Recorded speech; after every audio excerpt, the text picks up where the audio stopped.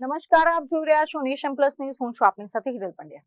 ગીરના ઘનઘોર જંગલમાં એશિયાટિક સિંહો પર તોડાઈ રહેલા બેબેસિયા વાયરસના ઘાતક ખતરા અને સિંહોના મોતના અહેવાલો બાદ વન્યજીવ પ્રેમીઓમાં અનેક સવાલો અને ચિંતાઓ ઉઠી રહી છે. આ ગંભીર પરિસ્થિતિ વચ્ચે ગીર સોમનાથ જિલ્લાનું વેરાવળ રેન્જ ફોરેસ્ટ વિભાગ વનરાજોની સુરક્ષાને લઈને અત્યંત સતર્ક બન્યું છે.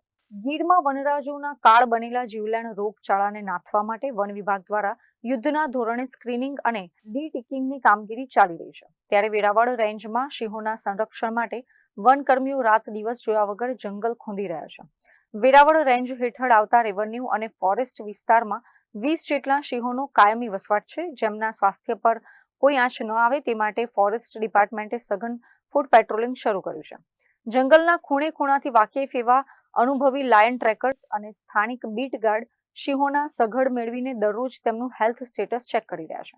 સિંહોના ચાલવા પર, તેમના શિકાર કરવાની પદ્ધતિ પર અને તેમની રોજિંદી હિલચાલ પર બારીકાઈથી નજર રાખવામાં આવી રહી છે, જેથી જો કોઈ સિંહમાં ચુસ્તી કે બીમારીના સામાન્ય લક્ષણો પણ જણાય તો તાત્કાલિક વેટરનરી ડોક્ટરોની ટીમ દ્વારા તેમને સ્થળ પર જ સારવાર આપી શકાય.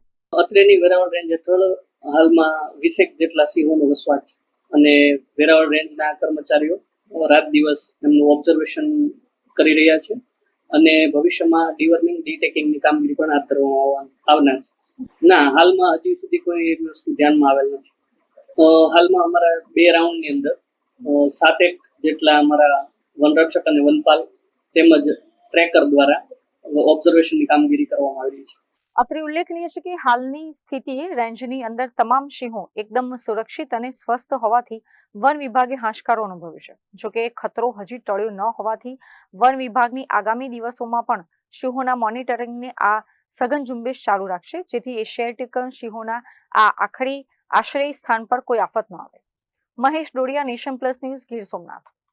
સમાચારોનો સતત અપડેટ મેળવવા માટે અમારી નેશન પ્લસ ન્યૂઝની યુટ્યુબ ચેનલને સબસ્ક્રાઇબ કરો, બેલ આઇકન દબાવો અને જોડાયેલા રહો ફેસબુક, ઇન્સ્ટાગ્રામ અને ટ્વિટર પર.